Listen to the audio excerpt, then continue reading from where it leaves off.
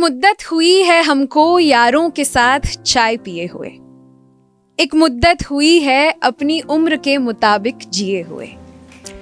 3 दोस्त 2 स्कूटी पर साउथ गोवा के पहाड़ों में सैर पर निकलते हैं।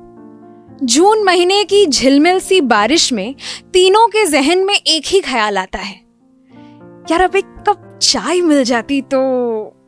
दुनिया के लिए गोवा का मतलब है बीचेस, नाइट क्लब्स और कैसीनोस। पर अगर आप भी उन लोगों में से हैं जिनको नाइट क्लब्स की टिमटिमाती रोशनी से एक वक्त के बाद सर में दर्द होने लगता है और बीचेस पर भीड़ देखकर एंजाइटी, तो नॉर्थ गोवा के पार्टी सीन से तकरीबन 70 किलोमीटर की दूरी पर है साउथ गोवा, जहां के बीचेस असली नहीं, पेंटिंग हो जैसे। ना कोई भीड़ भाड़, ना कोई प्रेशर टू पार्टी हार्ड। और तो और बारिश के मौसम में ये हरे भरे पहाड़ झरनों का ठिकाना बन जाते हैं, जिन्हें देखकर लगता है कि हमारा क्या रखा है इन प्रमोशंस और डेडलाइंस में। हम तीनों दोस्त अपने काम से छुट्टी लेकर यहाँ सुकून ढूंढने आए थे और चेहरे पर पड़ती बारिश की हल्की सी बूंदे, स्पीकर से नुसरत फतेह अली खान साहब के बोल सुन के we were this close to enlightenment. पर वो क्या है ना, हम इंसानों का एल्गोरिदम भी इंस्टाग्राम के एल्गोरिदम से ज्यादा जल्दी चेंज होता है। तो चाय का कप हाथ में आते ही सोच ने लिया एक यू टर्न, और उससे पहले हम एक यू टर्न लेते हैं और कुछ महीने आगे चलते हैं फ्यूचर में, जब मैं मुंबई में सितंबर की एक शाम अपनी ऑफिस से निकलकर एक भीड़ भरी सड़क पर ऑटो पकड़ने की कोशिश कर रही थी। मेरी जॉब एक टिपिकल एडवर्टाइजिंग जॉब, जिसे मैंने मुंबई की महंगाई में एक सस्ती सी जिंदगी अफोर्ड करने के लिए ज्वाइन किया था।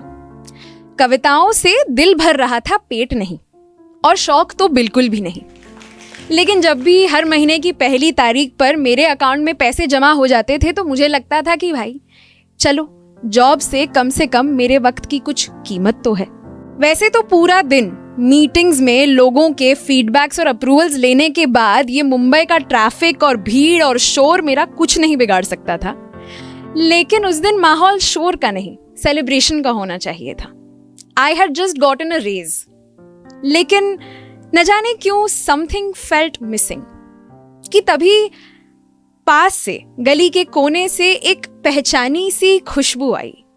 मैंने कुछ कदम आगे बढ़कर देखा तो वहां एक पुरानी जानी मानी चाय की दुकान थी, जहां पर एक 60-70 साल की उम्र के अंकल बड़ी स्फूर्ति से चाय के कप परोस रहे थे, चाय भर के गर्मा गर्म फ्रेश। और एक झटके में ही मैं फिर से उस गोवा की सड़क पर थी अपने दोस्तों के साथ। चेहरे पर फिर से बारिश की वो हल्की सी बूंदें महसूस होने लगी, बाहों में जून की मीठी हवाएं, कानों पर नुसरत साहब के बोल पड़े और सीने में भरने लगी एक उम्मीद। वहां चाय पीते हुए हम शाम की झगमगाती रोशनी में टपरी के पास वाले स्कूल के प्लेग्राउंड पर 4 बच्चों को फुटबॉल खेलते हुए देख रहे थे। चाय का एक घूंट गले से उतरा ही था कि मन में सवालों की बाढ़ आ गई। ऐसा क्यों होता है कि बचपन में तो लोग हमसे पूछते हैं कि बेटा बड़े होकर क्या बनोगे, लेकिन बड़े होने के बाद हमसे कोई नहीं पूछता कि जब हम छोटे थे तो हमारे सपने क्या थे, हम क्या करना चाहते थे, हम क्या वो कर पाए, अगर नहीं तो क्यों नहीं, क्या हमारे सपनों की ताकत दुनिया की जरूरतों के आगे कम पड़ गई, या फिर हमने कभी ये सोचा ही नहीं कि बड़े होने की शुरुआत ही सपनों के पीछे छूटने से होती है। शायद इन सवालों के पागलपन ने मुझे ऐसे जकड़ लिया था कि मैं जोर से बोल पड़ी, मैं वापस जाकर रिजाइन कर दूंगी। ये सुनकर मेरा दोस्त, जो अपनी मास्टर्स की पढ़ाई के साथ साथ सिंगर बनने का सपना जीने की कोशिश कर रहा था, बोला, कब से सुन रहा हूं तुम दोनों की यही बात। उसने मेरे साथ हमारी तीसरी दोस्त को भी निशाना बना लिया था। हमारी तीसरी दोस्त, जो पिछले 2 सालों से हर शाम अपनी फाइनेंस वाली जॉब को गाली देती थी, फिर अगली सुबह उठकर उस कंपनी का आईडी पहनकर खुद को गाली देती थी। कभी कभी ना दोस्तों के ताने बॉस के तानों से भी बदतर लगते हैं। फिर भी हमारी दोस्त चुप रही, लेकिन मैंने कहा कि इस बार मैं श्योर हूं, कब तक अपने क्लाइंट्स के लिए ChatGPT वाले काम करती रहूंगी।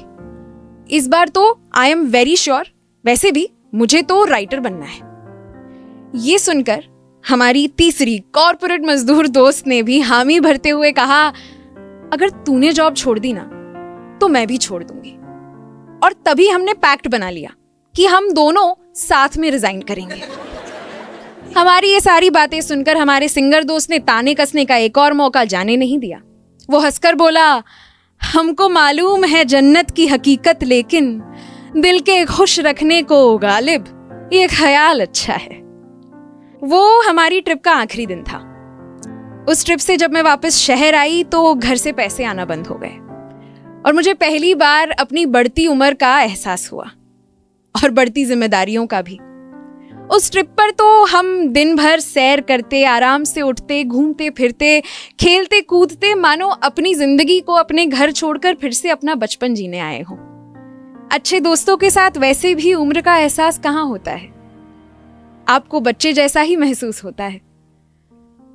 पर सितंबर की उस शाम मुंबई में मेरे साथ मेरे वो दोस्त नहीं थे और सब अपने अपने घर, अपने अपने शहर, अपनी अपनी जिंदगी में वापस लौट चुके थे। उस ट्रिप के बाद से ना मैंने कभी उस पैक्ट के बारे में जिक्र किया, ना उन दोनों ने।